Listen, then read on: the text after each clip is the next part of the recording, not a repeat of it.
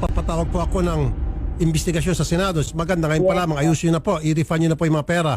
Sabi ika nga nila, bilang magulang, sasapat ba ang budget mo kung mas malaki ang contribution ng anak mo sa school kesa sa kanyang baon? Kaya naman panoorin mo ang video na ito kung paano napuno na ang ibang mga magulang at isinumbong na kay Senator Rapi Tulfo ang sinisingil na pera sa kanilang mga anak ng ibang mga guro. Hulaan ko na po kung paano nangyari ito. Ipinadaan po sa PTA, tama? Yes po. Para pag kumprantahin yung mga teachers, sila nag-usap niyan, yung mga magulang at saka yung mga guro sa PTA. Opo. Tama? Ang usually yung modus dyan, doon sa meeting sa PTA, may planted dyan si principal o yung school na yun yung mag-iinganyo. Gumagano'n si ma'am. Alam ko na yun.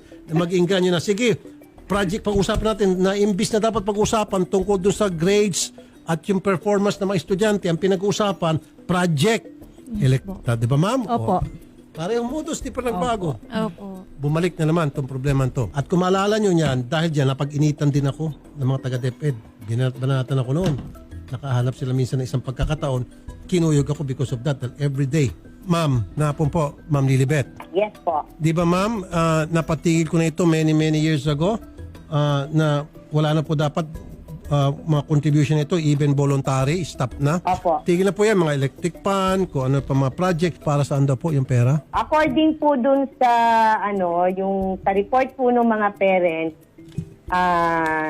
during po nung kanilang homeroom PTA meeting, para daw po dun sa mga bata na pagkasunduan po nila na pagdo-donate sila, yun po yung mga para sa... Ito na ma'am, Madam Principal, para sa printer, TV, ayun, electric pan. Opo, allegedly po, verbally, ganun po yung ni-report nila sa akin noon. Ano pong nangyari, habi ko? Tinanong ko nga po, napagkasunduan daw po nila together with the president po ng... Yan nga po, Madam Principal, ang sinasabi ko dito, matagal na po na modus yan. Dapat pag PTI, ang pag-uusapan po, yung academic performance ng mga bata. Hindi po pag-uusapan yung mga project. Ilabas po yung mga project na yan. Diyan kasi nagkakaroon ng problema Dahil pagdating sa PTA, puro project ang pag-uusapan at pera.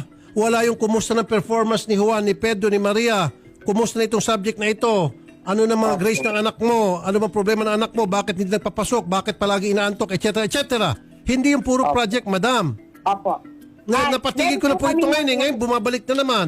Yun po, nakarating po sa akin yun. Kasi hindi ko po kasi alam na may nangyaring ganon. Noon na lang pong nagpunta po yung mga parents, yun nga po, nireport po nila sa akin yun. Tapos po, sige po, kausapin po natin si Ma'am Joyce. Kung kailangan niyo po ng budget sa mga electric pan, TV, nandiyan po yung DepEd. Kaya nga po yung DepEd ang isa sa may pinakamalaking budget sa gobyerno dahil ma-providean po ng maayos na edukasyon ang mga pampublikong eskwelahan natin. Huwag po yung, dapat po, kayo po dyan sa eskwelahan ang magbibigay ng magandang ehemplo sa mga mag-aaral natin. Kayo po naghihimok ng kanilang kaisipan. Pero kung ganito po, in an early age, you expose these children to corruption, into extortion.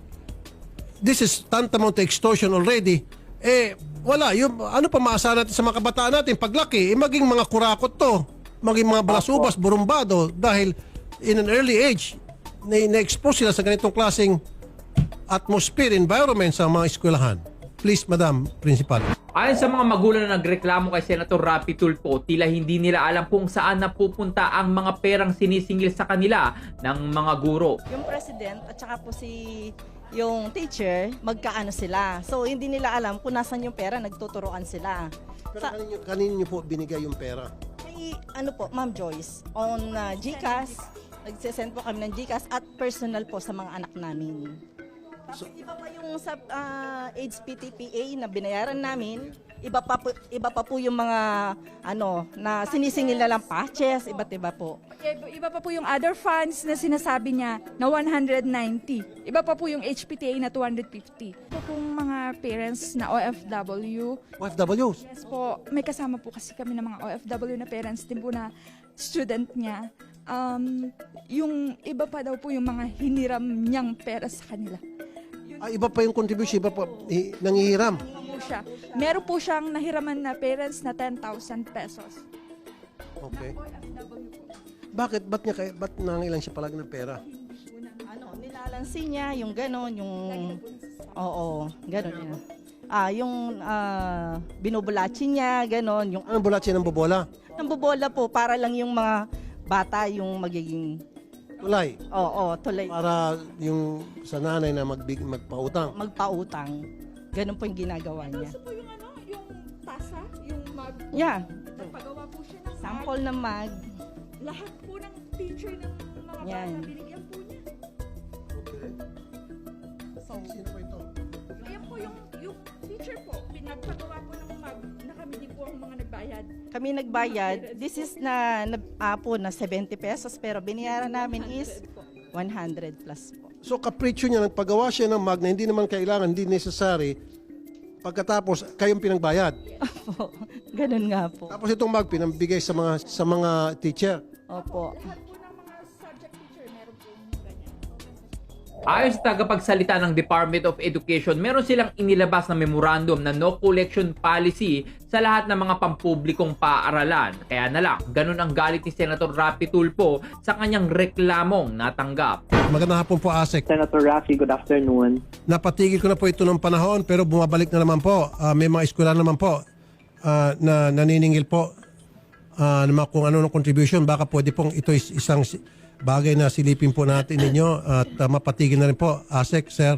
Kasi recently lang na merong information na nakarating sa central office tungkol dito at definitely hindi natin sinusuportahan yung pangungulekta ng mga guro or in behalf of the parents na nangungulekta ng mga guro dahil nga talagang tama yung sinabi mo kanina, Senator, na meron tayong no collection policy talaga sa DepEd at pinagbabawal natin ang pangungulekta ng kahit na anong kontribusyon or donasyon maliban na lang kung ito ay nasa Adapt at School program natin during our Brigada Eskwela and other legitimate activities. But definitely, kapag nagpa-contribute tayo para sa mga project sa loob ng eskwelahan, mahigpit po natin yan na pinagbabawal. Pakiripan lang po, Lahat principal, yung mga naibayad na ng mga magulang, please.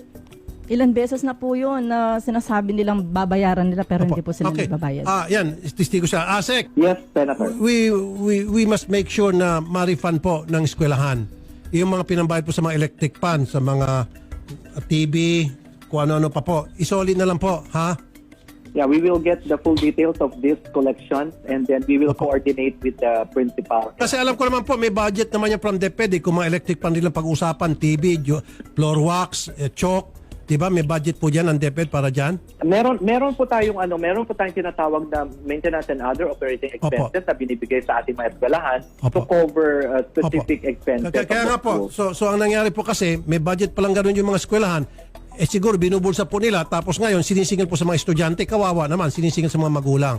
Madam Principal, Yes po. mas maganda Salamat madam, po. sa level pa lang DepEd ayusin natin dahil kapag hindi, mapipilitan po ako, this is my opportunity, kasi matagal pa kakataon to, magpapatawag po ako ng investigasyon sa Senado. Siguro you don't want that to happen. So mas maganda ngayon pa lamang, ayusin nyo na po, i-refund nyo na po yung mga pera. Ma'am. Opo. Okay, Opo. i-refund na. Gagawan po namin ng paraan yan. Opo, pakirefund lang po. Lahat po ha. Salamat po madam.